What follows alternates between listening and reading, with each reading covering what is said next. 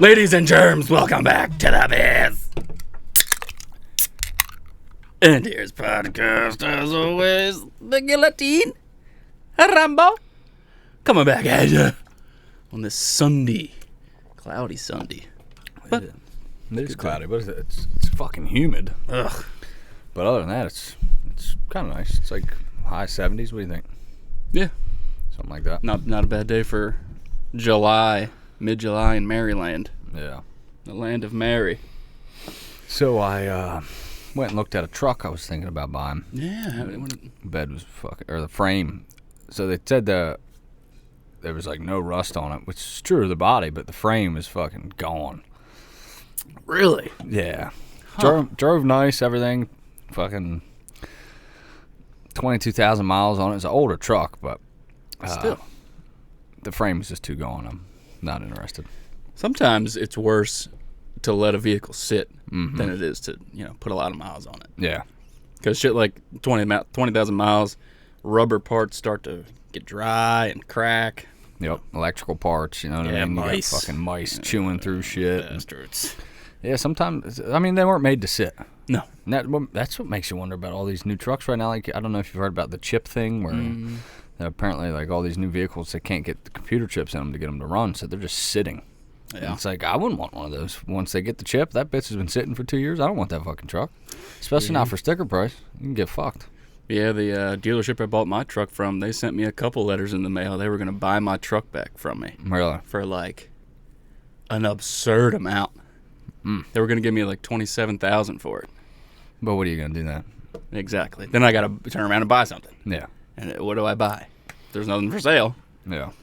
I probably should have done it and just bought a fucking Peter.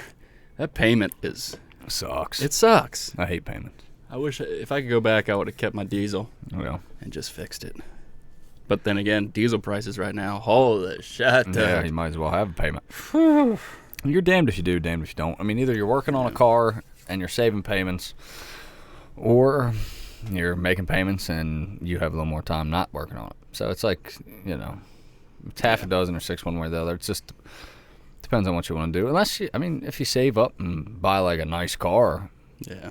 But, that takes time and stuff and discipline. Discipline. I got to get tires on that thing like yesterday. Yeah, you do. That's so expensive, though. Like fucking $1,000 for some tires on a truck. Yep, I just got mine last year. It was, I got a deal. I had a mail-in rebate. It was like $100 mail-in rebate, and so all said and done, it was like $800. Yeah, I was looking on eBay. I can get some strangely branded ones for like $600. Don't do it. I'm not doing that. Yeah, don't do it. Just tires are one of them things, man. Yeah. Yeah, It's your life. Yeah, you don't buy cheap tires. Damn. I mean, you could, but I wouldn't. I would go get some Nittos or some BF Goodrich or some fucking General Grabbers. That's what I got on mine. Ugh. Yeah, $1,200.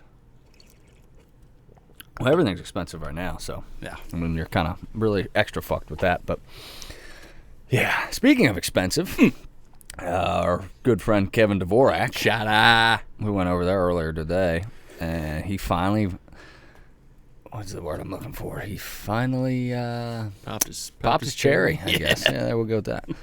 He bought a climber. He got the Summit Titan. Yeah, Titan. Mm-hmm. And it's a nice climber. It's basically like mine but bigger. Yeah. And he's got a rail. Oh, yeah, yours doesn't have the front rail. No. I had one with a front rail and got rid of it. You don't like the front rail? No. No? Mm-mm. I've never had one without one, so I'm not sure how I would feel. I like to sleep. Yeah. Like I'll lean forward and put my arms on the rail and just Okay. Yeah. all the bucks just walking right by. Mm-hmm. I'm walking nodding out. Just fucking snoring, sawing logs up in the tree stand. I'm with you. I sleep in that motherfucker all the time. Yeah. At least several times a year I fall asleep in my tree stand. Get out there nice and early. You got like a half hour before daybreak. Mm-hmm. Knock the fuck out. Gone. Yeah. I've been woken up by a buck before. That sucked, but Yeah, when I was younger, I just started hunting by myself. I was up in my climber. It was muzzleloader season. I'm knocked the fuck out. and all of a sudden I hear crunch, crunch, crunch, and there's this deer right underneath of me. And I look at him, and he looks at me, and he gets away a little bit, and I pull the rifle up. Boom! It's one of the greatest hunts ever. Yeah, that's badass. Yeah. Especially when you're young, man. Oh, yeah. Yeah. Wyatt's got so much to look forward to, my son. Yeah, so Kevin and his climber. Yeah. So we went over there, got to play with that a little bit. Showed him the ropes. Kind of, helped him out getting that thing set up. And, I mean, he hopped right in there. And we were going over, like, basically Climber 101. You know what I mean? And I thought maybe we could talk about that a little bit on here. The main thing that I feel like you struggle with when you first get the climber isn't so much the actual climbing. Like that you'll kind of figure out and you'll feel like what way works for you. And there's a lot of methods you can do as to you can rest your forearms on the rails. You can do like a dip style climbing method, or you can sit and climb depending on the climber that you have. But I think the hardest thing is like estimating the angle. Dude. And because we still struggle with it. I've been doing it for 15 friggin' years, and it's still. Sometimes you have to adjust it in the tree. Unless I'm hunting, like, the same tree, and I know that tree. Right. But if I'm running and gunning, I find a tree, Yep. It's like, okay, this should be good, and then you get 20 feet up, and you're like, well, now my tree stand's facing the ground. Yeah. And you have to adjust it. So, but, I mean, Kevin did really good with it. And I think what helps Kevin a lot is the fact that he's not unfamiliar with climbing trees. Like Runsky and Ryan, I mean, it was completely brand new to them. You know what I mean? That's true. And, a slight fear of heights compared with never even hunting from a tree stand before. Could you call it a slight fear for Ryan? A significant fear of heights. But with Kevin, he was like, he seemed a lot more comfortable and like actually being up in the air, and I felt like he's not gonna have a hard time getting the hang of it. He'll pick it up pretty quick. But that being said, it's still gonna take you. Yeah, it takes time, man. I mean, that first year is like a learning curve. Yeah, not just with climbing, but like how to put the fucking thing together. Yeah, and like all that shit, and figure out ways to keep it from clanging and banging as you're walking. It's everybody does it differently. Yeah, you and I both do it differently. Yeah. And we do some things the same, but a lot of it we do different. Like the way we hold our stands together to stop them from making noise, what we do with our ropes, our mount and dismount of getting into the climber initially and stuff. We do differently. You like to like grab the front rail and swing out of there like a monkey from a trapeze. Yeah. I like to. One thing I think is like the way to do it is when you first hook your climber to your tree and you put your bottom on, your top, I feel like you put on like cockeyed. Yeah. And like offset, so it's not right over top of your bottom. That way you can reach up and grab your top and like swing into your bottom. And I just started doing that, I think, like last year, and it's the way to go. I don't do it like that. No? No. How do you put them right on top of each other. I grab the front of the top, and I just like pull up and swing in. Yeah. Or you can like put your foot on the tree underneath the base and grab the front and kind of swing your other leg up and over. Oh, okay. You know what I mean? Yep. Yeah, I never seen you do that, the offset. Yeah. I might have to try that. Try it out. I think I just started doing it last year, and I really think it's the best way. I mean, it's the easiest way. Yeah. You know what I mean? And I feel like I make less noise. And the way we climb, we get as high as fuck. Yeah. So when we're starting off, our stands are at such an extreme angle. Mm-hmm. It can be difficult to step on there. Yeah. Yeah, because that's like most of the time when my stand's at the base of the tree, it is pointing like fucking up. Yeah. Yeah, it's like a fucking 45-degree angle. Probably more, but yeah. Yeah. So it's definitely tricky climbing like that initially at first. And I've also started to get away from like bigger trees as like the longer I've used the climber, the more I like smaller trees. I like trees that are like almost as wide as me or close to it, but not any bigger. It's just they're too much of a pain in the ass to climb. Yeah. If I can't reach around it, I don't want to be in it. Yeah. Exactly. Kind of like my women. Yeah. Exactly. If I can reach around there, you're too small. I don't want to be able to touch my fingertips. But yeah, Kevin did good. Yeah. I think it definitely takes time, and he'll fucking. But if he keeps working with it, because we got this trip planned in October, to all go down and hunt together in Dorchester. I think if he practices till then, he'll have good enough hang of it to where he won't be like a blundering idiot in the woods, you know. Yeah. Because when you first start using a climber, like especially if you get it in the middle of deer season, you're fucking up. It's a totally alien thing. Yeah, exactly. That's why like I've been starting fucking with this saddle, and man, there's a lot to it. A saddle is almost like it's similar to a climber in how it's like really personalizable. Like we made modifications to our climbers and stuff. With saddles like that times a million. Like there's so much shit you can do and different ways you can climb and like different ropes you can use and fucking sticks, climbing methods and one sticking, and it's like all this shit, and it's just like I'm just trying to figure out which way I want to do it. It seems like a lot.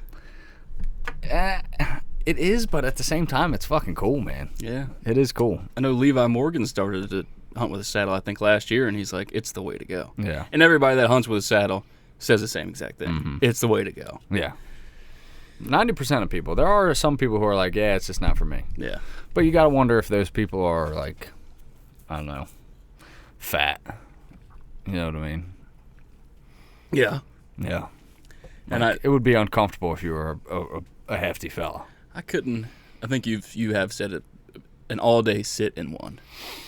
That's what I think. Cause I don't know about that. Yeah. Yeah. I think I'm not saying they're not comfortable, and I got that X-Op one, so it's probably not the most comfortable one. It's probably down at the bottom of that list, but I can't imagine them being like an ideal all-day sit option. Yeah. You know what I mean? I'm not saying I couldn't do it, but I'm gonna lean towards my climber for those for sure. Cause my climber, it's like a fucking lazy boy. I think hang-ons, like lock-on stands, I think they're hard for all-day sits too. Yeah. No, I think I could probably do a saddle just as easy as a lock-on. Yeah. A hang-on tree stand. Because hang-ons suck. Yeah, I went and hung one last Saturday in the pouring down rain. Did you? Yeah. It was raining? It was raining, but it was 70 degrees. Oh, that's glorious. And in July, if you get a 70-degree day, yes. Yeah. Better take full advantage of it. Mm-hmm. Went out there and hung that. And listen, fellers, if you don't have a lineman's belt hook onto like your hips, that is the way to go. Oh yeah. Oh my God, the way I used to hang stands in the yesteryears, you'd be grabbing onto a piece of bark with one hand, trying to do everything with one hand. That's not the way to do it. That's the way we were doing it. Like what, last year or maybe? I think last year's when somebody. It might have even been on the podcast. Somebody was like, try a lineman's rope, right? Maybe. I don't know. But yeah, I totally agree with you. Yes. Yeah, I just started using the lineman's, I think this year actually. Yeah. But it is a hell of a lot easier to use a lineman's rope than it is to use just your regular harness to try and hang tree stands. I mean, it's a big difference. Just lean back and just do everything with both hands. Oh, it's great. It's the way to go. That's why I like the saddle, because you climb with that thing. Yeah. So you put like your sticks on, and as you're going up, you just leave your lineman's on, and you're just like walking up, and you're basically walking up and like flinging your rope up as you're walking up the ladder. Yeah. Like I'm not even holding the tree. It's wild. I still don't understand the one stick method. How is that even a thing? Well, the one stick method. It's a viable option for me, and I haven't really dived into it yet. I got an 8er coming in the mail, so I might try it once I get that. But basically the way it is you put your stick up and you use an 8er. You got to use an 8er, which is like the little rope step that hangs down off of your stick. Mm-hmm. And you set that thing up like as high as you can get it, right? And you set that thing up, you climb up, and then you put your knees into the tree and lean off to the side, reach down and grab the stick and put it up higher. Tie it off, swing back around, climb onto the 8er, climb up, and do that basically as high as you can go. So it's actually more work physically, because each time you're unhooking it, you're swinging off, and it might even take a little longer, but all you got to carry is one stick in. That's what I'm saying. Does the physical activity outweigh, lugging in 5 or 6 sticks? That's something that I think I have to figure out with time. Yeah. I don't know yet. At first glance, I'm like, I'd rather carry more in and be quick actually ascending the tree, quick and quiet, than only carry a stick in, but then it takes me 10, 15 minutes to climb that tree. Yeah. And I'm moving around a lot more. I'm making potentially more noise. So that's like, I see the downside to the one stick method. And I also see the upside. So if you got like a long ass hike in, yeah, it'd be kind of nice. But then again, when you get to your tree, you've got a lot more work to do. Yeah. So it's like you're making a lot more commotion where you want to hunt. So if I'm hunting, and it can be different from hunt to hunt, because say I'm hunting right outside a bedding area in mid-September, and you got to really sneak in there because you're getting real close to the bedding. Is that the option you want to use? Probably not. Moving around, swinging around the tree, you know what I mean? All that commotion. I don't know. I think you're better off just throwing some sticks in and getting up in that tree. But it all depends. Now, if you're gonna sit on the edge of a food plot and bedding's 150 yards away, and you know they're coming to that food plot, sure, you know what I mean. You can make a little extra commotion. Yeah. I don't know. It depends. I'm just gonna stick with my climber. Yeah. I think, and not only that, but I think you might change your mind later on down the road. We'll see. But I think it's not a bad idea to sit there and watch me and Ryan work all the kinks out, and then fumble and bumble around. Meanwhile, I'm up ready to kill. Well, I didn't mean it that way, but possibly.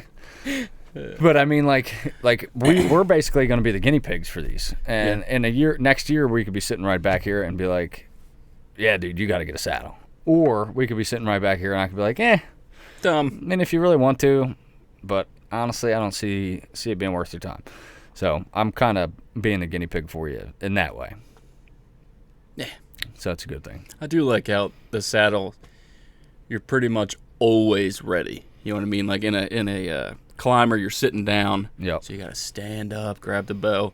In a saddle, you're kind of always standing. So you're always ready. Yeah. You don't have to move as much. And you have a lot more maneuverability around the tree. Yeah. There's no blind shot. You know what I mean? Like if I have to shoot to my right-hand side, it's no factor. You know what I mean? As to in a tree stand, you got to like step all the way around. You know what I mean? Yeah.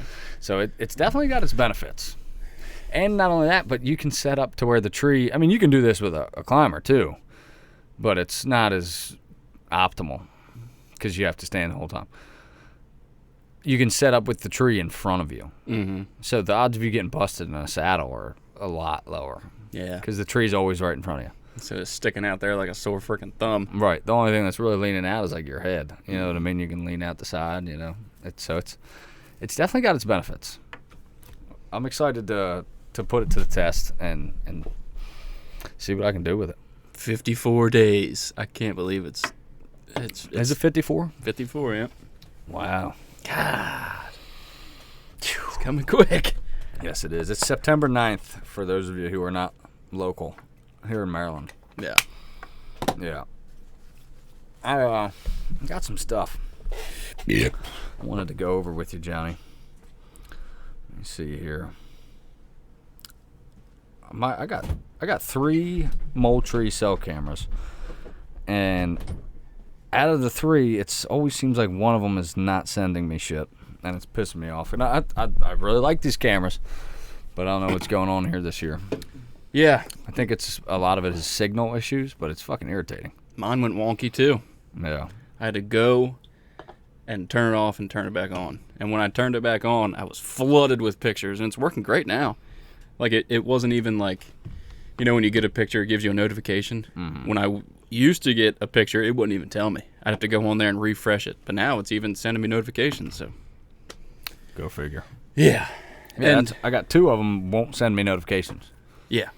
But I can open the app and, there's a picture. Yeah. You know what I mean?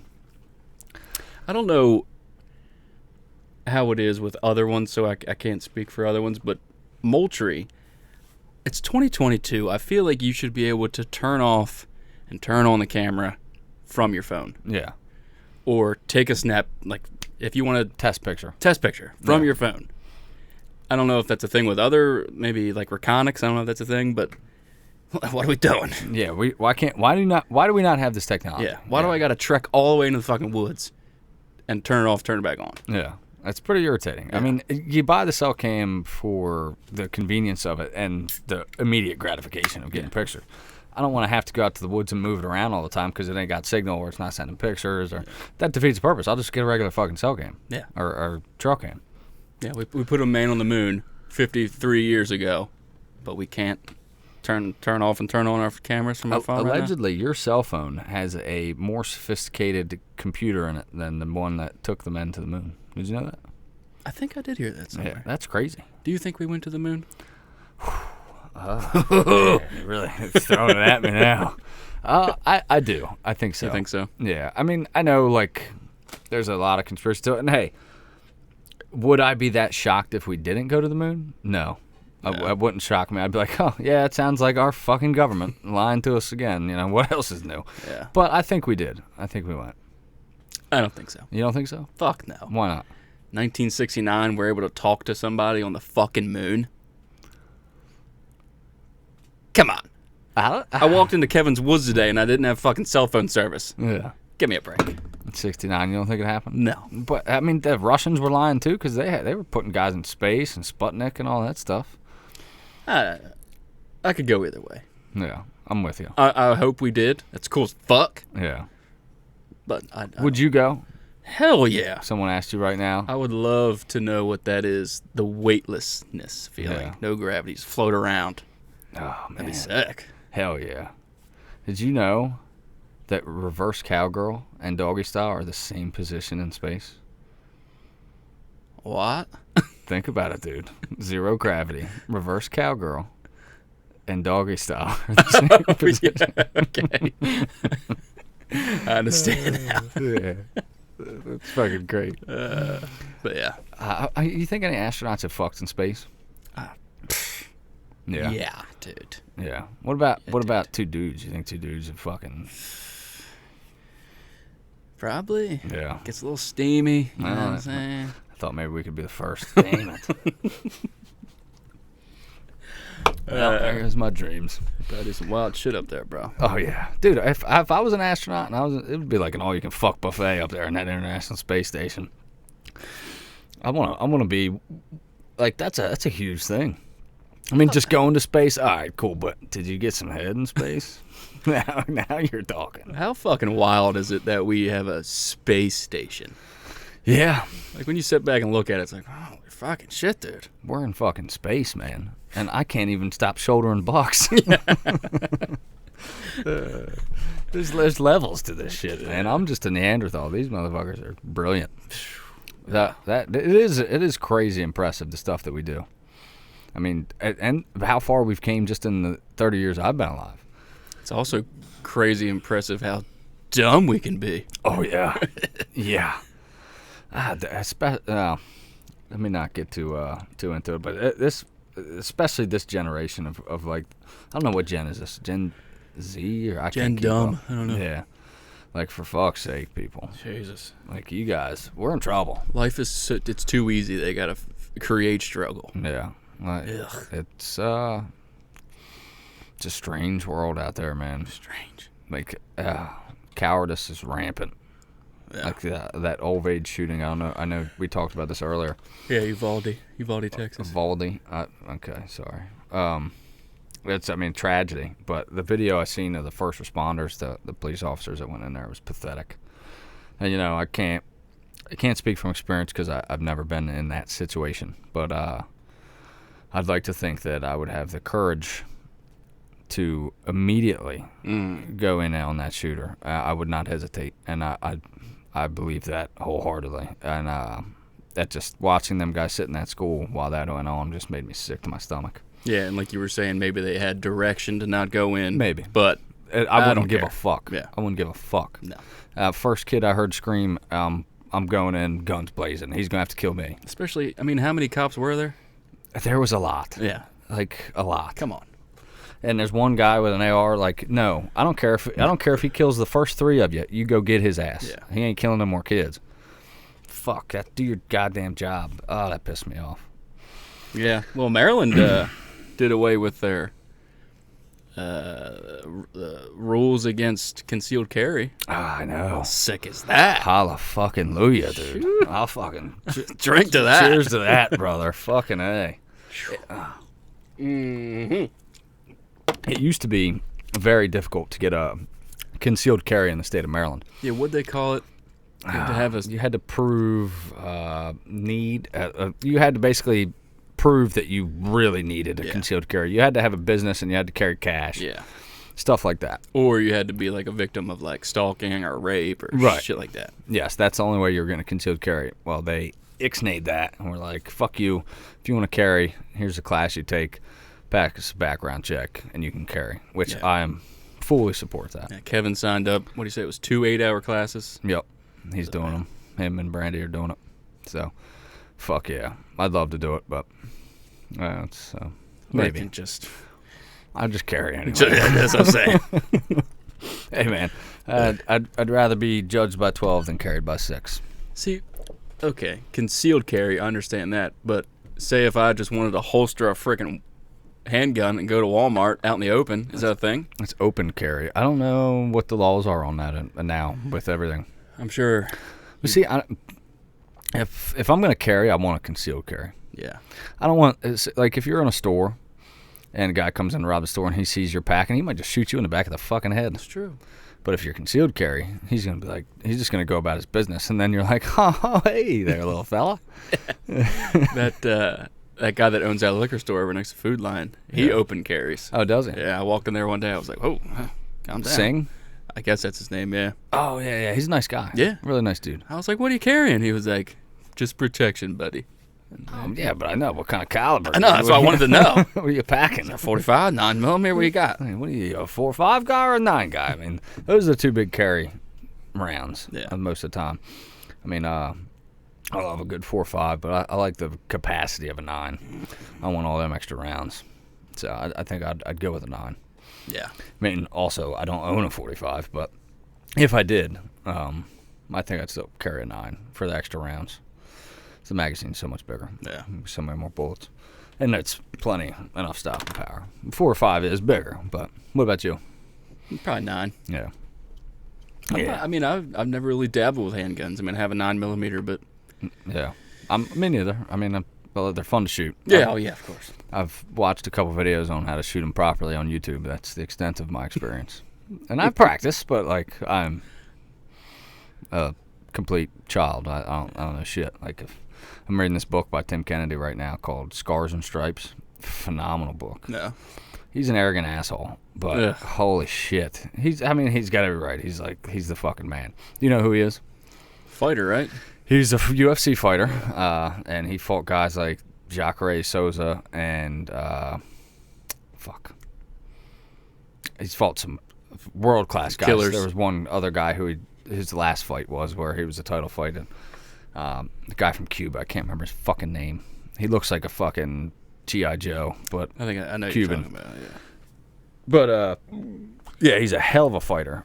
Never did win a belt, but he was fucking close to winning the UFC gold. And also, he was an Army Ranger and Green Beret.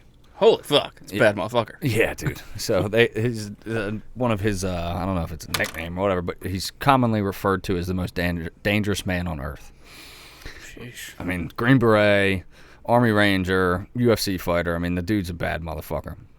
And he wrote this book, and he goes over, like, his combat tours, like, in detail. He's talking about, like, shooting people with 50 cals, and he's like, pink mist. Holy fuck. Yeah. Like, it is an intense book. Great read. It's on Audible, and he reads it, too, so if you want to, definitely worth checking out. He's a hunter, too. He's a big elk hunter. I totally forgot where I was going with that, though. I don't remember. Maybe it was we were talking about guns. I've watched some of his videos on like how to shoot handguns and stuff, so maybe that was it. I don't know, but yeah, great book. If you want to read this book, check it out. Yeah, everybody who's listening is like, son of a bitch, I wanted to hear the end of that story. I'm sorry, I totally forgot where I was going. What are you gonna do? But definitely check that book out. That was good. Did you ever finish Cam's book? Yeah, it was good. Didn't you say it was a little preachy?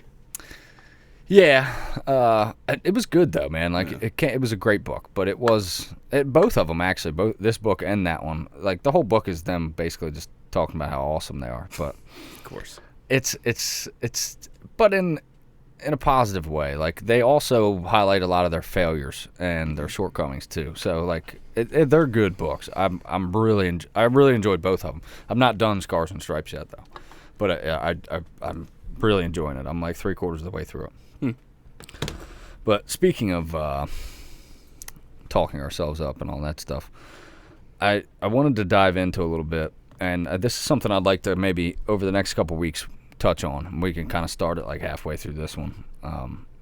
But talking about preparation for the coming deer season. I know we talked about it with the Dvoraks on the last podcast, but I really want to dive into that and talk about like the stuff that we're doing. And here's a question that I have for you. What percentage of hunting would you, of hunting success, would you attribute to archery? Like, if hunting as a whole, I mean, archery is just one aspect of it. How good of a shot you are. It's really actually, depending on your opinion, a relatively small aspect of whether or not you're going to be a successful hunter. Because you could be an awesome shot. Yeah. If no hunting experience, go into the woods, and you're probably not going to succeed. I mean, really low likelihood of success. So if you had to put a number on it, what percentage of hunting success would you attribute to archery? To being like good at archery, you mean, or No, like if hunting is 20% archery, 20% woodsmanship, 20% okay, I got knowledge of the animal, like what percent of that do you think is archery? Do you think it's 50%? Do you think it's 30? Probably about 20, I'd say. Yeah. I mean, of course, it's important to be good and proficient with your weapon of choice, archery. But like you just said, you as a beginner, you walk into the woods and be the best shot in the fucking world, but you might never see an animal. You might not find them. Yeah, it's got to be preparation is the killer. Yeah. I heard the Drurys. They said they said something the other day, and I wrote it down, and I thought it was fantastic way to think about preparation. Let's see if I can find it real quick. Yeah, I think 20 is a fair number, and because I was going to say 25%. Yeah, is because it's archery. If you're bow hunting, obviously, I mean, you can, and this is interchangeable with whatever weapon, like your proficiency with a rifle or the weapon of your choice. But the actual archery and your skill with a bow is probably only about 25% of the recipe for success when it comes to filling a tag.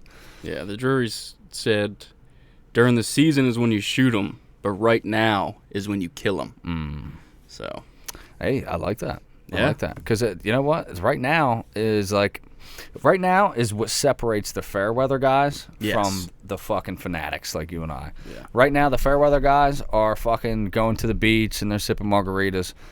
And the go-getters, they're putting trail cameras out. They're shooting their fucking bow. They're getting familiar with their equipment. They're ordering broadheads if they need to. They're tuning their shit. That now's the time to get all this stuff done. Because if you're not doing it now, you're already a step behind. Yeah, it's fucking July. It's July. It's time to get going. Yeah. And I think archery is a big one. Like, I'm not saying you have to shoot year-round. I think it's good to shoot year-round, and I do. But there's times where I shoot less, you know what I mean? Like, right after season, I definitely shoot, like, a lot less. Yeah, oh, yeah. Until, like, I don't know. Like, TAC has made me shoot more in the off-season. Yeah. For sure. But normally, I start shooting again in the summer. With TAC now, I'm shooting pretty much year-round, like, every week. But right now, I'm trying to shoot several days a week, if not every day if I can, at least a few reps. And that's the difference in whether or not you're going to make a good shot and whether or not you're going to fucking miss. And even with all the practicing that I did, like, and I did this last year, I practiced myself, I still made a couple bad shots. You know what I mean? And it's an animal. Yeah. It's, knowing that, why wouldn't you want to give yourself the best chances for success? Why wouldn't you want to prep? But I think 20%, 25% is fair. Yeah. And then I think I'd like to ask, what are the other skills that might be required for success? Like, if you had to categorize them, I would say archery obviously is one of them. Woodsmanship. I think that's probably number one, right? Yeah, I mean, It is. It depends on how you define it. You know what I mean? I'm going to say woodsmanship as like understanding topography, understanding what kind of. Because see, it breaks into like knowing the animal is another aspect. Yeah. I wouldn't really put that under woodsmanship. Because it's important to know like the plants in your area, what's edible, where the types of food source and stuff. But then you're starting to get into more knowing the animal. Yeah. So they're kind of different. So it's like woodsmanship, and then knowing the animal that you pursue, the game, is a huge factor. And I learned that a lot last year by hunting Sika. Yeah. Because I had the woodsmanship, but that's a totally different type of woods down there. It was a totally different terrain, totally different topography. I mean, it's basically on non-existent topography. Yeah, it's flat. It's flat. Yeah. And so, like, that threw me off. So basically, the only thing I took down there with me as far as being a skilled hunter was my archery skill. Because I had almost no knowledge of the animal and almost no knowledge of the lay of the land. Yeah. You know what I mean? Because I feel like those are the two other, like, main contributing factors. I can't really think of anything else. I mean, knowing the animal, knowing the land, knowing your equipment. Being self-aware, and also being able to, like, when it's punch time, like, a lot of people have a hard time making that good shot. You know what I mean? And I think that's a big part, too. So, like, your mindset. Yeah. By self-aware, I mean, like, walk around something rather than stepping over it. Mm-hmm. Watching where you're walking. Don't step on fucking twigs and shit like that. Yep. That's what I mean. Be aware of your scent. I mean, scent's a huge factor. Yeah. There's so much to it. That archery is definitely a big chunk, you know, but it's not everything. I think more importantly than anything is knowing the animal. Yeah. Knowing what you can and get away with. Like knowing its senses, like how good does it smell, wind direction, where it likes to bed, what it likes to eat. I think those things are more important even. And you can be an okay shot, but if you're really good at that stuff, you're gonna be a damn good hunter. I mean, look at Don Higgins. Do you still listen to his podcast? You catch every once in a while? Every once in a while. Yeah. He does not shoot his bow during the off season. Really? He just picks it up and he goes hunting, and he's killed, 3 or 4 200-inch deer. Yeah. So yeah, I think, and he knows those properties in and out. Yeah. And he knows his quarry in and out. And I mean, you got to think about, like, time immemorial we've been hunting. Do you think fucking Ishii was shooting deer at 60 yards? Absolutely not. He probably wasn't the greatest shot in the world by today's standards. But knowing his game and knowing the quarry that he pursued and knowing the land and all that stuff, all those factors actually are probably, I mean, not even probably, they are more important. Yes. As much as we fanaticize about archery. Without question. Yeah. Yeah. I just, but with that being said, I still want to give myself the best chance for success, because if you're not that good in one of these areas, like say your woodsmanship isn't that great and maybe you're having a hard time finding deer, but you can seem to get within, like, oh man, I see one at 50 yards and 40 yards, but you're a really damn good shot. You're fucking damn near Levi Morgan. That makes up for not being good in that other area. Yeah. You know what I mean? So it's like all of these skills are important in their own right, but when you can synergize and use them with each other, it can make you just really next level. Yeah. Don Higgins has a big issue with people, like, stretching out 50, 60 yards. He says, archery is about how close you can get to these animals. And I agree, but goddamn, if you can stretch out and poke one at 50. Fucking get after it, son.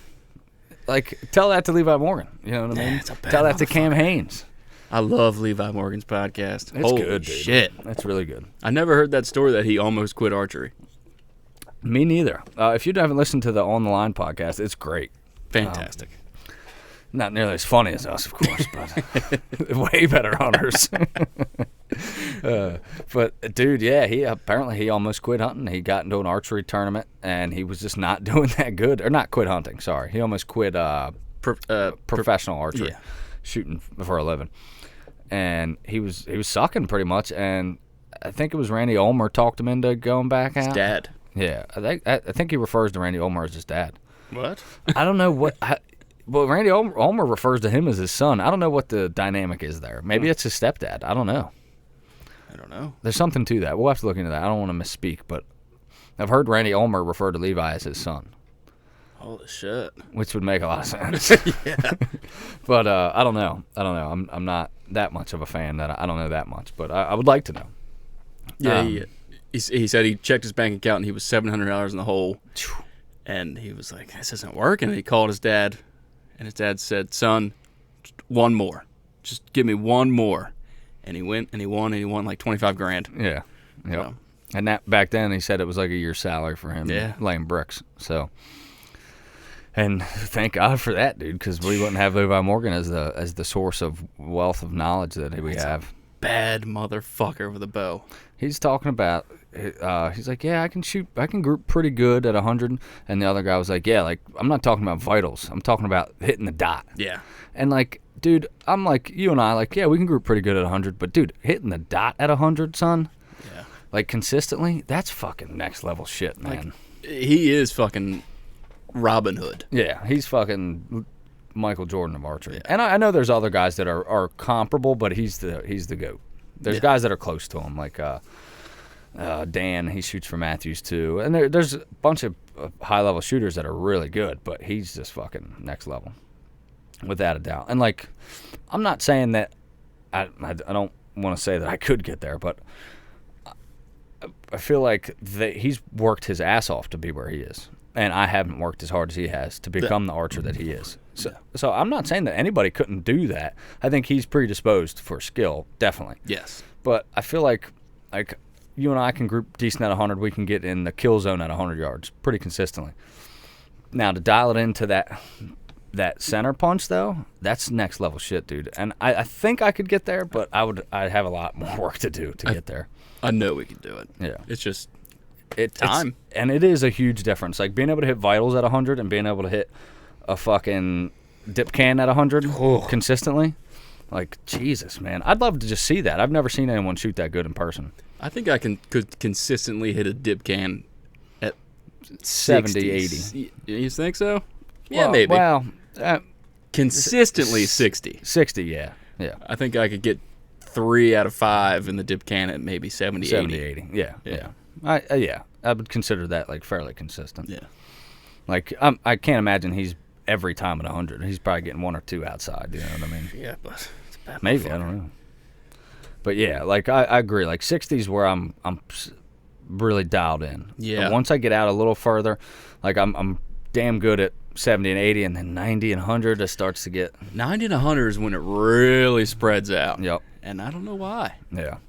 Like, I'm not missing no targets at 100 or nothing like that. Like, but and I'm happy as long as I'm in the vitals at that range. You know what I mean?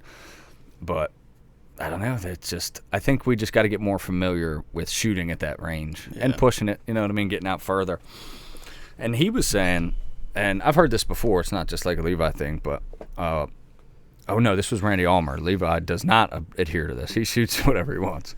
Yeah. But Randy Ulmer said whatever he can shoot at a target, he cuts it in half for deer. That was a great guest on that podcast. What's the name of that podcast? I can't remember. It's a popular one. So if you just look up Randy Ulmer on Spotify, it'll come up. But that was a really good episode too of a podcast we just listened to, Wired to Hunt. That's the name of the podcast. Yeah, so if you want to take a nap, go ahead and listen to that. Yeah. They're hit or miss. Some of them are really good. Yeah. It depends on the guest. Yeah. If they have a good guest, it's awesome. But I listen to that podcast from time to time as well, especially when I see somebody like Randy Ulmer come on. I love that Randy Ulmer was pretty much like, FOC is not important. Yeah, he's like, look, for hunting, he's like, if most of your shots are going to be inside 40 yards, like, it doesn't really matter. He's like, none of that stuff is a huge factor. Just make a good shot. Yeah. Like, at the end of the day, that's what really matters. What do you say? It was like, at 100, if you don't have good FOC, your group will be, 8 to 10 inches, and if you do have good FOC, it might 6 turn to 8. Yeah. Yeah. It's going to help you a little bit. It's minute. Yes. Especially for us hardwood hunters. It doesn't, I don't want to say it doesn't matter, but it's not that important. No. I feel like we're trying to reinvent the wheel, and we're just putting too much thought into shit. Yeah. It's simple. Put an arrow on your bow and send that motherfucker through the motherfucking pump station. Yes, exactly. Now, at the same time, I'm a huge proponent of, I want my equipment to be as dialed in as possible. Yeah. And I want, if there's any contributing factor to failure, I want it to be my fault, not my equipment's, because that's really irritating. Like, if I fuck up, well, that's on me. Yeah. But if your equipment's fucked up, like that's also on you. But it's like, fuck. So I still want, and I know you feel the same way. Like, I still want a higher FOC. I still want all that stuff. But if my FOC is a little under 15%, it's not the end of the world. No. Like, who cares? I'm gonna make a good shot. You know what I mean? As long as your equipment is acting right. Yeah. At that FOC, we'll say. Yeah. Fucking roll with it. And that's another thing he said. Like, he said, in archery, you can have bad form, but if you do it consistently, you can be a great fucking shot. Yeah. You know what I mean? And that's like, for the longest time, I just battled with my hand, my bow hand, torquing the bow. Mm-hmm. And I just gotten to the point to where, like, I know I still torque a little bit. I have gotten better. And a lot of that actually was from taking that grip off. Yeah. A shout out to Slipper Tim. I hate that fucking Hoyt grip. It's terrible. Stupid. I took it off. Tim from the TAC gave me the recommendation of using hockey tape. Mm-hmm. And I really like that, and I feel like that's helped me even more. Like, you stood behind me and said, yeah, it looks better, man, like, as far as torquing my bow. But, like, what eventually I came to, I was just like, look, I'm going to torque it a little bit, but I'm going to do it consistently every time. You know what I mean? And I kind of accepted that.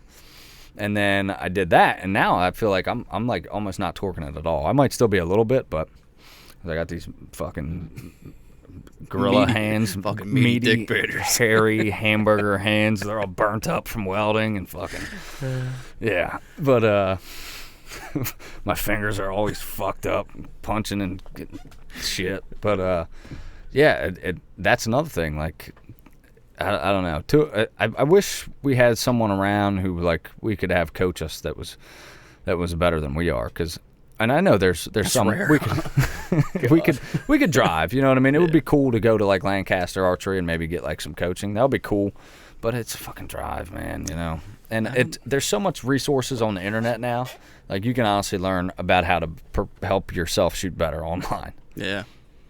Yeah, and we have each other. We kind of we watch each other shoot, and we call each other out and tell each other, like, hey, man, you know, like, so that's nice. Like, I wouldn't have even known I was torquing my bow without you behind me. Mm-hmm. You know what I mean? I knew I was torquing my bow when I had to get a new string, because you can look at where your string is hitting the cam, and you can see where it's getting, like, blown out on one side or the other. Really? Yeah. That makes sense. Yeah. I never thought about that. Yeah, when I had to get a new string and I looked at it, it was blown out on one side or the other from where it was slapping the cam. Wow, from you torquing it. That makes sense, yeah. That's probably why I go through strings so fucking quick. Yeah. I got the UltraView grip. I love that grip. That's helps you a lot. Yes. Yeah, I know you love it. Yeah. Yeah. And it helped me when I used it, but it wasn't enough for me to. I needed a thinner one, which is why the bare one, it works for me. The taking the grip off completely. Yeah, that grip wasn't a significant enough helpful change for you to buy it. To make me justify buying it. I was like, I think it helps, but, like, I don't know if it's enough. And I started looking around at all these different grips, and I was like, I just got to the point where I was like, you know what? I'm just going to kind of come to terms with the fact that I'm going to torque my bow a little bit. As long as you're consistent with it. Torquing the bow the same amount every shot, you can live with that. Yeah. And then taking my grip off and taping it definitely helps some too. So that's cool. But I still think I do torque a little bit, but not as bad. How cold is that going to be in the fucking winter, though? Yeah. God. Well, I'm hoping that hockey tape won't be too bad. Shit. It's going to be cold, but I don't. It is what it is. And I use gloves on my bow hand, so. Do you ever practice with the glove? Yeah. Yeah. Yeah, I practice with my glove. But honestly, only when I shoot, like in wintertime, I wear one glove. So my bow hand has a glove, but my release hand doesn't. Yeah. And I practice shooting with my release hand with a glove on, but I just don't like it.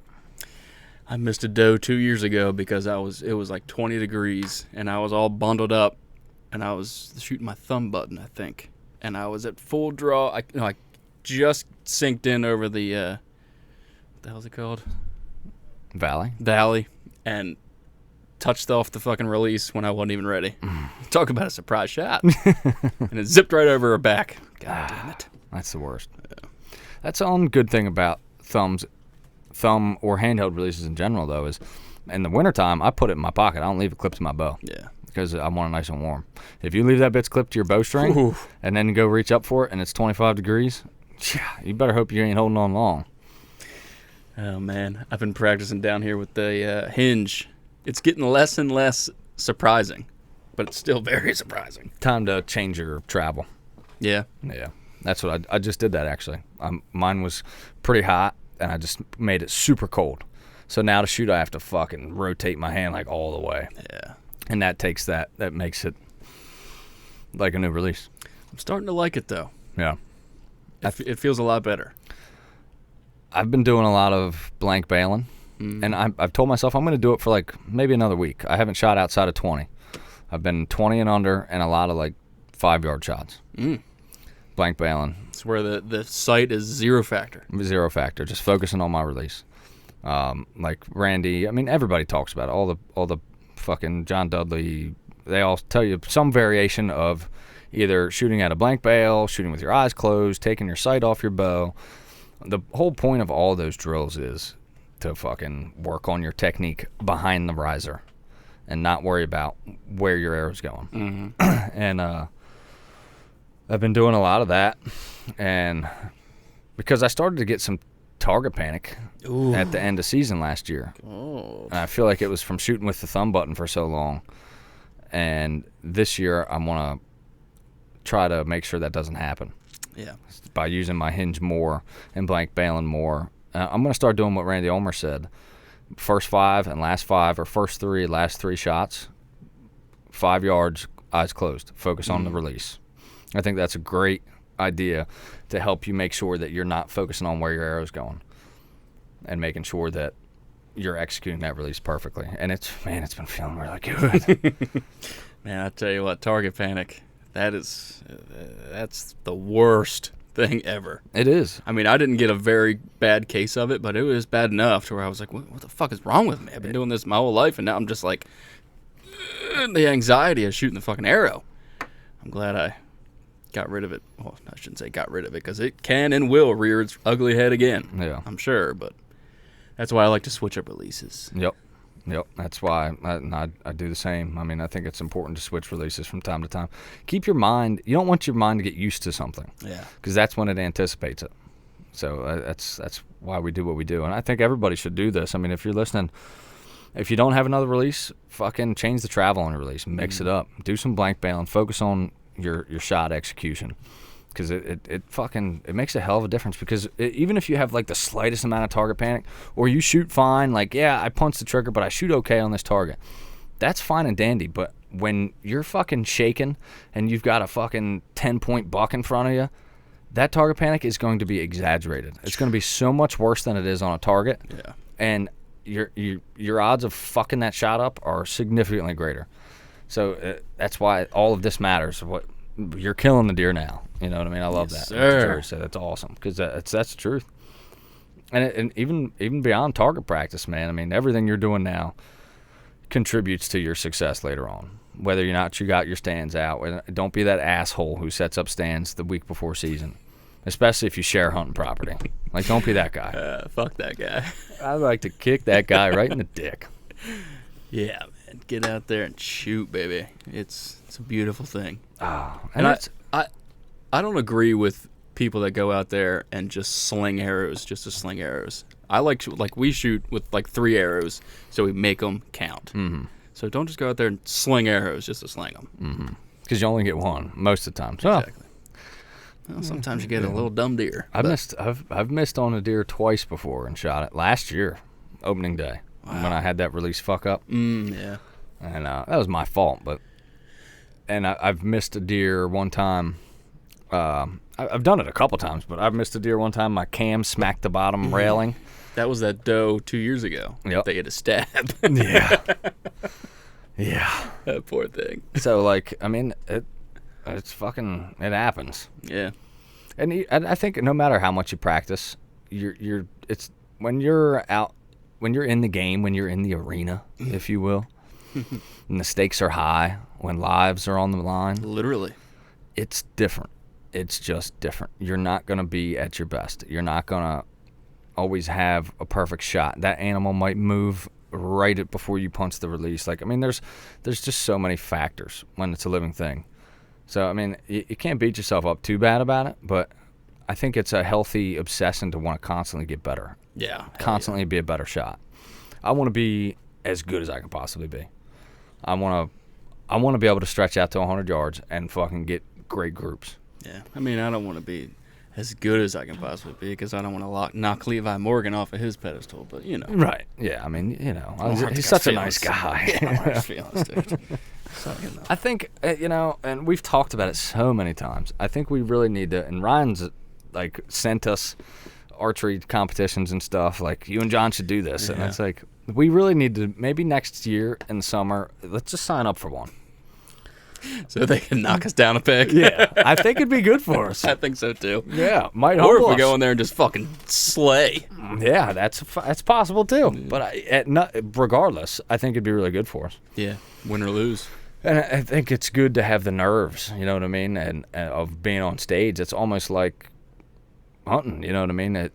If you can make a good shot then, you know what I mean? Because that's when it matters, you know? Like, it doesn't really matter if you can make a good shot in your backyard while you're sipping a Busch Light. There's nothing on the line. Nothing on the line. No pressure. But when that fucking Boone and Crockett doe walks out in front of you. I was about to say, what? We ain't getting no Boone and Crockett bucks around here, but we'll get some Boone and Crockett does, baby. Ooh. Some freezer queens. Oof. Tell you what, I haven't been getting much in the way of pictures. I have. Mine's been blowing up. Yeah, I know, man. I might post a video if I got that. Oh, you should post that video. Yeah. That's a beautiful buck, and he's got some growing to do still, and we still got some time. But he's beautiful. Yeah. Right there in front of the camera. Yeah, like, what do you think, 3 feet? I think less than that, because at the very end of the video, he, like, looks up and smells the camera. Really? Yeah, so. Wow. I probably smelled your dick beaters. Oh, my God. It's like, this thing smells kind of like shit. Yeah. Yeah. Oh, man. I need a brewski. You want one? Yes, sir. Man, I am so ready for deer season. I can't believe it. I feel like last year we were just counting down the days, and it was taking so long to get here. And now all of a sudden this year we look up and it's almost fucking here. Yeah. I agree. Like, this year, even though I'm super anxious, like I want it to be here, time's flying by. Yeah. But I feel like we're doing good, you know what I mean? I feel like we're on top of our game this year, you know? Yeah. If anything, I feel like we're a little ahead of the game. We usually don't put cameras out till like late July. Yeah. So I think we're a little ahead here. It feels good. Like I was telling you earlier, all I have to get is broadheads and lighted knocks. I'm ready. Yeah, I'm not going to sight my bow in, but. Yeah, well, just that little thing. Yeah, it's fine. But honestly, like, sighting it in is pretty fucking easy. Yeah, I wouldn't even say sight it in. Get the right sight tape. Yeah, exactly. Like, it's tuned, everything's good. Yeah. You just got to figure out what sight tape it is, and that doesn't take long. No. And I'm in the same boat because I have decided I'm going to stick it out with the heavy arrows. I'm going to give them a run. Okay. I love that. You're like, all right. I Tell me how you feel, John. I just speed kills. Yeah. Yeah, it does. I see no signs on the side of 95. Yeah. Now, I feel like we beat this dead horse, so for the listeners who have heard this again and again and again, we apologize. I don't. But tough shit. Yeah. It's just, with a really fast arrow, it's so much more forgiving. And at the end of the day, what matters most is shot placement. And if you get that shot in the boiler room, and you've got a 410 grain arrow or a 550 grain arrow, it isn't going to matter. Whether you're shooting 30 pounds or 80 pounds, It's not going to matter. it's a dead critter. It's a dead animal. And having speed enables you to have smaller sight tape gaps, Yep. which means your pins are closer together if you're shooting a multi-pin, which means if you're range this deer at 25 and he's actually at 30, if your bow's really fast, that deer's still going to die. if you've got a dumb heavy-ass arrow and a 50-pound draw weight, you're going to miss that fucking deer. Yeah, you're slinging rainbows at him. Yeah. Come on. There's definitely a benefit to speed. Yeah, baby. But with that being said, I'm shooting 80 fucking pounds. Does it really matter? And a 525 grain, which is what I think I'm going to stick with, isn't that heavy. And it's still pretty tight pin gap. I bet it's the same as mine was with 70 with a 440 grain. That's nuts. So why not? God, we need if a listener out there close by has a chronograph, I want to know how fast these fucking things are. Yeah, I do too, dude. It's still in my Amazon cart. I just I'm such like a cheap fuck. It's like having a race car and not knowing the quarter mile time. Yeah. It don't make no damn sense. I'd love to know what we shoot. Yeah. I bet with your arrow being lighter, I bet you're over 3. I think I'm still at 450 grains. Oh, that's not that light. It's as light as I can go. Yeah. Well, that's fairly heavy. I mean, It's not like heavy, but it's by no means a light arrow. Yeah. And when I slap on a Luminoc, I'll be close to 470. So. Yeah. Okay. Yeah, I'll be 530-ish with a Luminoc, like 535. Yeah. Which, I mean, with 80-pound limbs, it's still pretty fucking fast. I would love to know if we're at that 300 feet per second. I don't think I am. No. But if you're under 450, you might be. Yeah, probably. Yeah. Because at 70 pounds, I was only getting like 280. Yeah. So, and that was with a lighter arrow. It was 4 something. So, I mean, you're probably at 300 feet per second, if not over. Ripping. Yeah. Flamethrower. Mine being 530-ish, probably not. I'm probably slightly under. 280, 290. 285, right? Yeah. But I'm okay with that. That's still really fast. Yeah. And it's so I'm trying to. My thing is like I'm hopefully getting a little bit of both. I'm still fast because I got 80 pounds, so that affords me to have a heavier arrow. And it's not that heavy. It's not 600 grains or 700 grains, but it's still pretty fucking heavy. And coming out of an 80-pound bow, it should blow through whatever the fuck I hit. Unless I hit dead nut shoulder, and even then, I'm hoping it gets enough penetration that it'll still be lethal. Yeah. So, I don't know. I think it's worth a shot. Because of all the hype and everything, and the math, that momentum in that factor, in that equation. You got kinetic energy, you got momentum, you got feet per second, all that stuff. That momentum is what I'm shooting for, and that's what I'm hoping is worth it. So we'll see. If not, hey, I'll take those inserts out and bingo. Go right back to 445 grain. Yeah. I love it. I can't fucking wait. That's all I need. I need lighted nocks. I counted my broadheads today, and I have 5 QAD Exodus, 2 Schwackers, and 1 Thunderhead. So I'm fucking good, dude. All I need is fucking lighted nocks, and I need sticks for my saddle setup. Yeah. And I'm good to go. Now, it's just wait until the fat lady sings. Oh, and she's gonna sing. September 9th. There will be blood. Are you gonna go out in the morning? Yeah.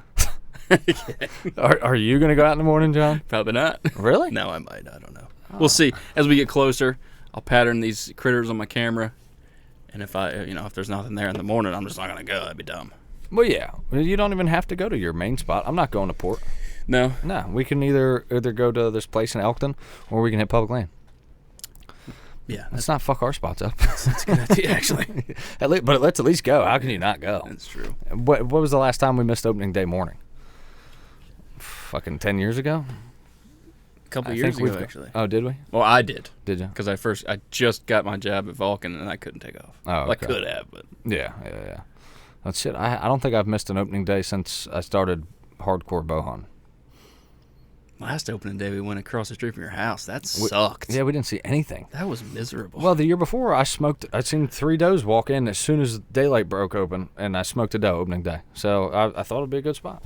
No. Well, I didn't do any scouting or anything. We went exactly to the same spot I shot the deer the year before, and we just didn't see anything. So maybe the year before was fucking fluke, or maybe last year was a fluke. Hard to say. Yeah, I don't know. I don't hunt there that much. Because it's one of those properties. It's just such a vast expanse of woods. huge.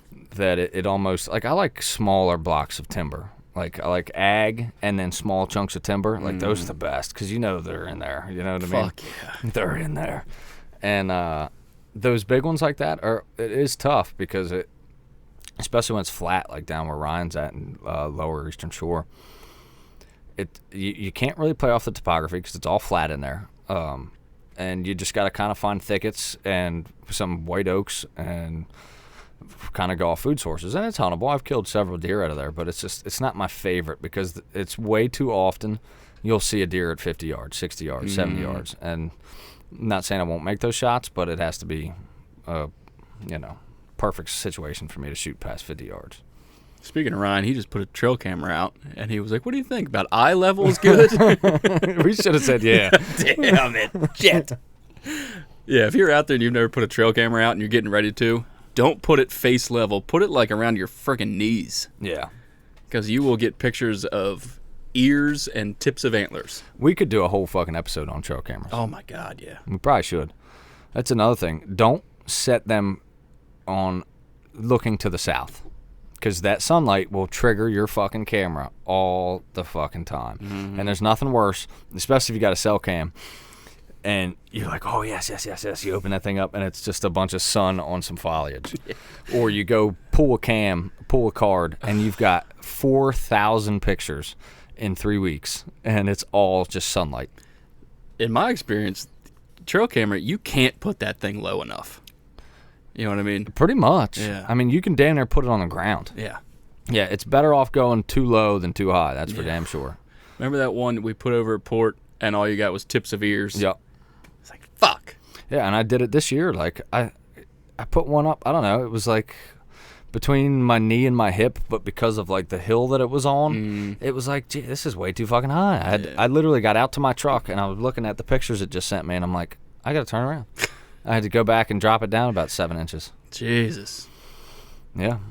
I mean, what are you going to do? You gotta get them right. I mean, I put these cameras out last weekend or the weekend before. I don't know. And I had to go back out this weekend and move 2 of them. One because it had bad signal and wasn't sending me pictures, and the other one just because I didn't really care for the spot. I just kind of put it there on a whim, and I was like, hey, let me see what's here. But I moved it to a better spot now. Now I'm getting pictures, but the new Delta, I'm not a big fan because the night pictures are pretty shitty. You need better batteries. I got Duracell on that motherfucker. Yeah, well, that what do they say? Lithium in those. You'll get a better better night picture. That's expensive as shit. And as the batteries get less and less and less, a night picture will just be black. Yeah. It's shitty. So I got to get lithium batteries. Yeah, okay. But fuck expensive. Yeah. I've been thinking about getting like a big 12 volt and putting it in an ammo can. Mm-hmm. And they sell cords where you can just keep that thing. Really? Yeah. That's not a bad idea. Yeah. Instead of, $20 for fucking double A's every month. I got a couple 12 volt batteries. Take that thing home, charge it, put it back out. Yeah. Because I got a couple for the feeder. And it's ready to rock for, 3 months. Yeah. As to, what do you think they last with? The Moultrie cell cams probably last about 7-8 weeks. Max. Yeah. Unless if you're Depends on pictures. Yeah. Like I'm getting a fuckload of pictures, so it'll probably last me 5 weeks. Of course you are, you dirty motherfucker. Hole in the fence, baby. Hole in the fence. Get your hole in the fence. Get your hole in the fence. You got to make a T-shirt. Yeah. With the deer just climbing through there. That hole in the fence, you love that. It's an unnatural funnel, but it's a great funnel. It's beautiful. It's a beautiful thing. Yeah, and that's one of your favorite terrain features, ain't it? Funnels. You love funnels. Oh God, yeah. I mean, I can't blame you. Yeah, I'm not a big fan of hunting like over food. Mm-hmm. I like them travel corridors. I like knowing where they're coming. Yeah, I agree. I mean, like hunting over corn or even like food plots or any food source. Like white oak, I smoked 2 deer over one last year. That was really cool.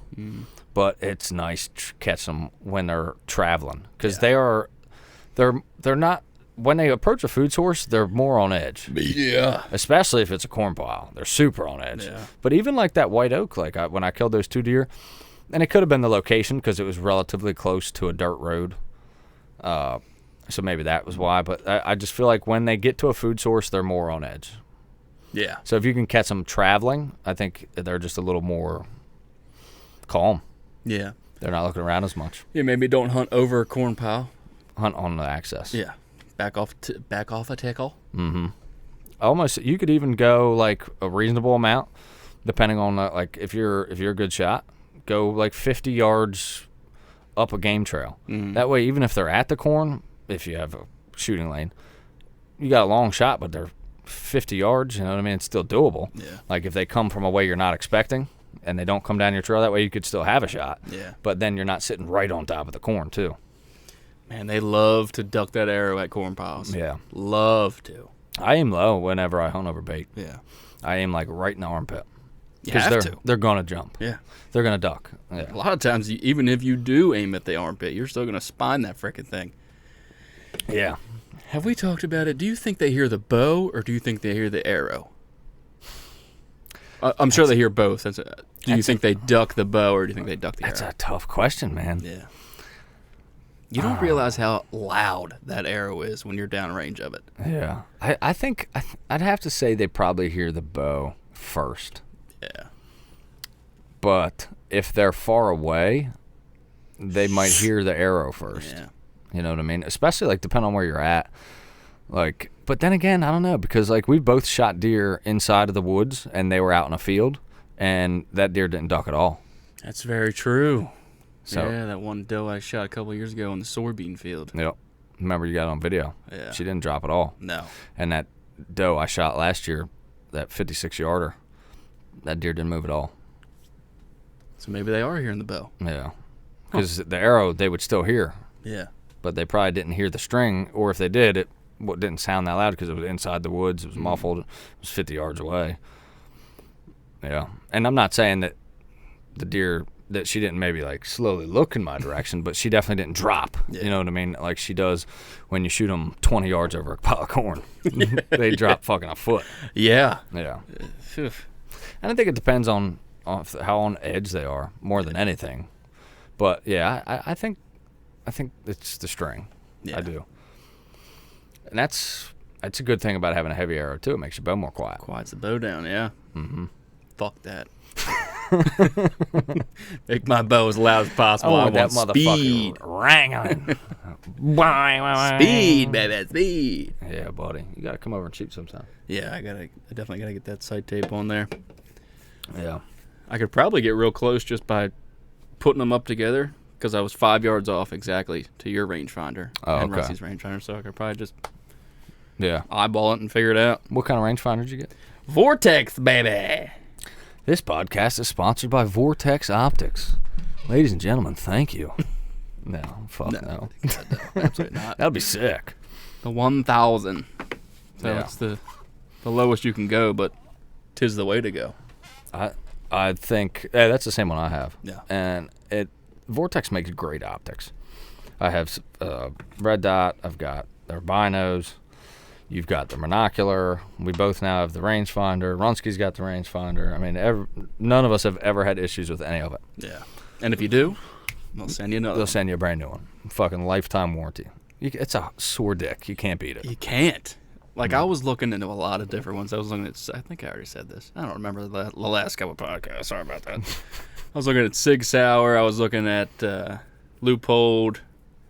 I think I was looking at another one. And they didn't have the warranty. Yeah. They say that our product is superior, so we shouldn't have to replace it, pretty much. Yeah. So. Yeah, fuck off. Fuck off. Yeah. No, that Vortex, that warranty is so awesome. If you drop that bitch out of your tree stand and it shatters, they'll send you a new one. Yeah. It doesn't matter if it was your fault. They will send you a new one. You can run it over with your truck. They'll send you a new one. I mean, that's as good as it gets, dude. That's fucking awesome. That's like sick of stuff. Like, I took that jacket back to, or I took it. Buddy took a jacket back to Cabela's and they turned it right back in. Now, I don't know if that's a Cabela's thing or what, but that was pretty cool.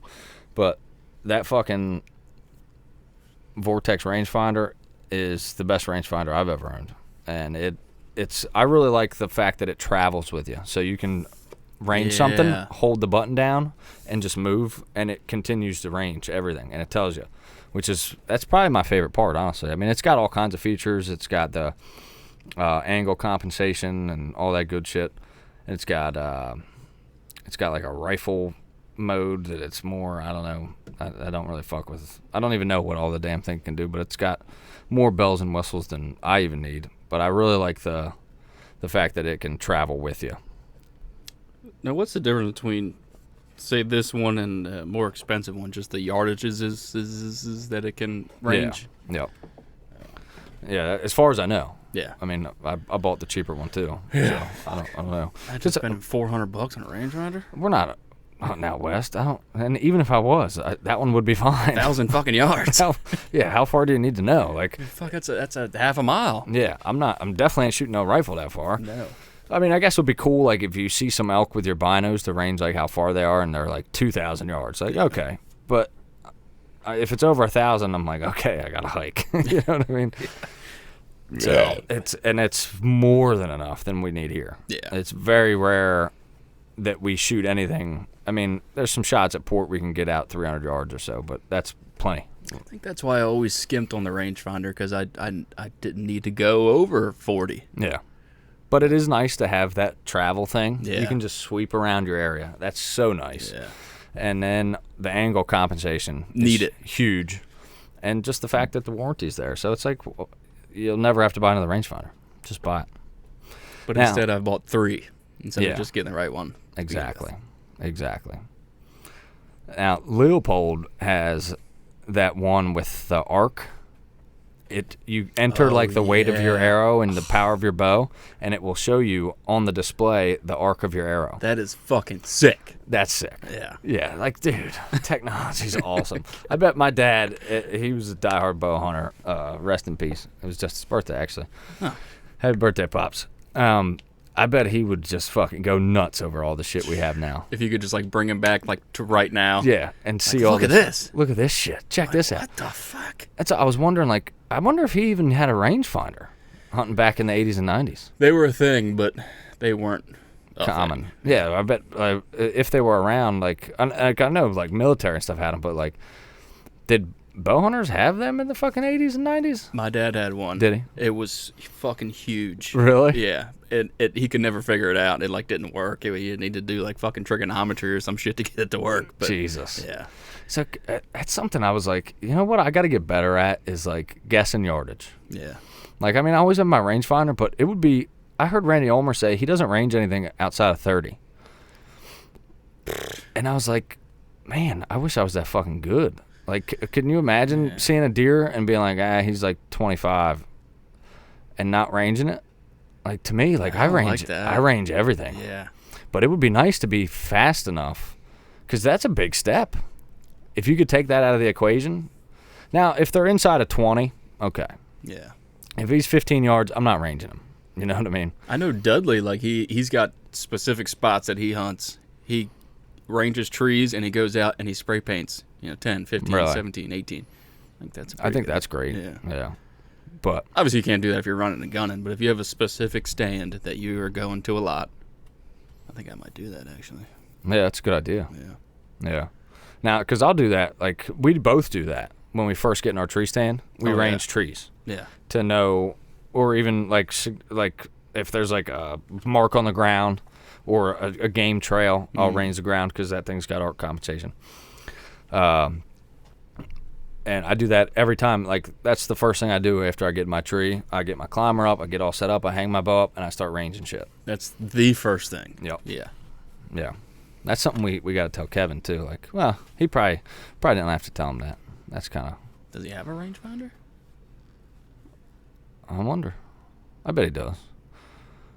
He still need one with a crossbow. Yeah, man. Right? He's always hunting over corn piles.